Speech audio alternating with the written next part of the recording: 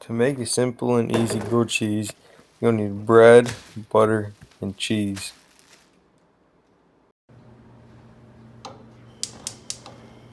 To start, butter one side of your bread and place it on your pan once heated to medium heat.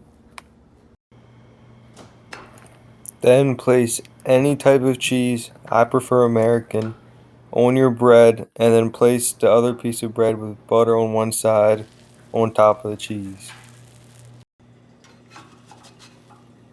Once your bread gets to medium to dark brown, you're going to want to flip it to the other side.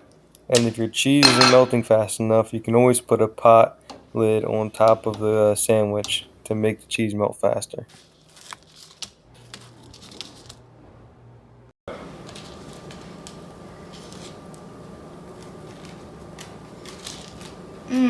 Let's go.